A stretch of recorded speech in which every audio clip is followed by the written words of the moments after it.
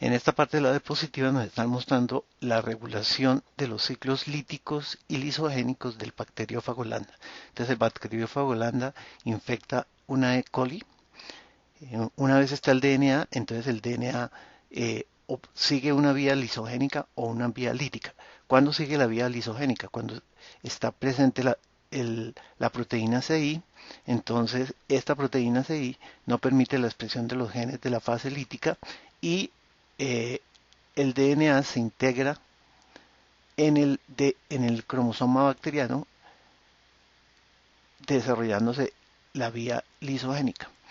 Cuando no hay proteína CI, entonces se expresan los genes de la fase lítica porque si se expresa la proteína CRO, entonces el DNA se replica, se producen viriones y los viriones producen la lisis de la E. coli y se dispersan los virus para infectar a otras células. Cuando el fago lambda está en fase lisogénica, por mutaciones que inducen la respuesta de SOS y llevan a la activación de la proteína REC-A y la proteína REC-A estimula la autoproteólisis de CI, por lo tanto se deja de expresar CI y el virus sale del ciclo lisogénico y entra al ciclo lítico. Aquí tenemos el DNA del fago lambda, tiene un gen que codifica para la proteína CI, otro gen que codifica para la proteína CRO.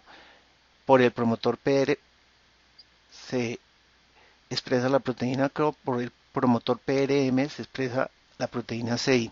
Entonces, cuando se está produciendo la proteína CI, esta proteína CI se une a OR2 o OR1 y actúa como un activador de su propia síntesis, pero actúa como un represor de la síntesis de la proteína CRO, por lo tanto, el virus sigue por la vía lisogénica.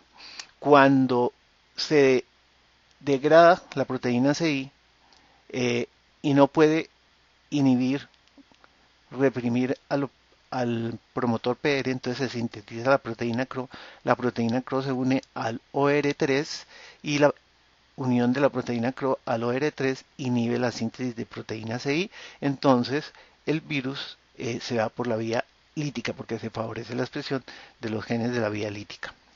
Aquí tenemos la, una cosa que se llama el operón triptófano. El operón triptófano agrupa 5 genes que codifican para 5 péptidos que forman algunas de las enzimas necesarias para la síntesis de triptófano. Eh, entonces, vemos que aquí está el promotor, aquí está el operador, aquí una región que codifica para eh, un péptido líder aparte, entonces para 6 péptidos codifica una secuencia atenuadora que luego la explicaremos y 5 genes que codifican para péptidos que constituyen enzimas. Entonces, el operón triptófano tiene dos mecanismos de regulación. Una regulación que inhibe la iniciación transcripcional y una regulación que frena la elongación de la transcripción que también se conoce con el nombre de atenuación. Entonces hay dos mecanismos.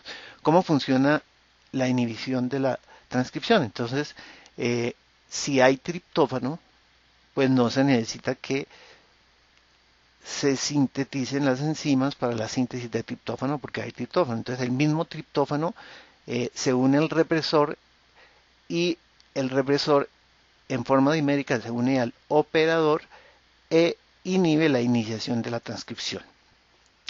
Ahora, el mecanismo de atenuación, ¿cómo funciona? Entonces, eh, aquí está el gen que codifica para el péptido líder que contiene una secuencia 1 o región 1. Luego viene una secuencia de nucleótidos que cuando se transcribe, entonces este RNA se puede unir por complementariedad de bases con el RNA de la región 1.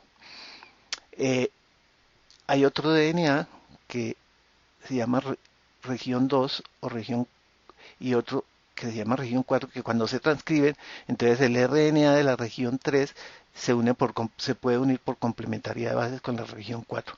Los otros que se pueden unir por complementariedad de bases son el RNA codificado por la región 2 y por la región 3. Entonces aquí tenemos el péptido líder. El péptido líder está formado por 14 aminoácidos. Dos de esos aminoácidos son triptófanos, que sirven para detectar los niveles, la cantidad de triptófano que hay en la célula y por lo tanto de triptofanil tRNA.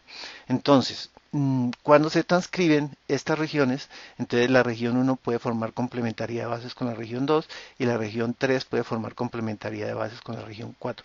Cuando la región 3 forma complementariedad de bases con la región 4, entonces se dice que se forma un terminador de la transcripción, un atenuador, se atenúa la transcripción.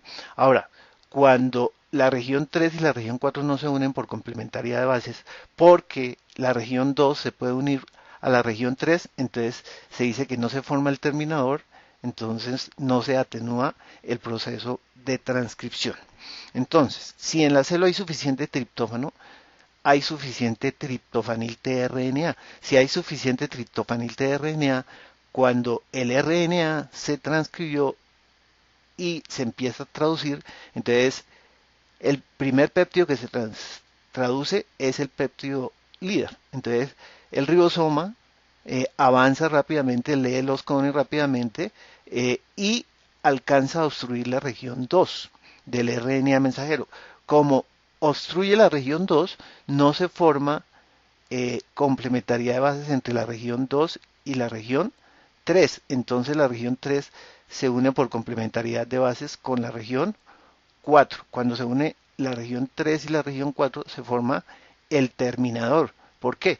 Porque no se necesita que se expresen los genes TRE, TRD, porque hay suficiente triptófano. Entonces se atenúa la transcripción, se termina la transcripción, se forma un terminador. Ahora, si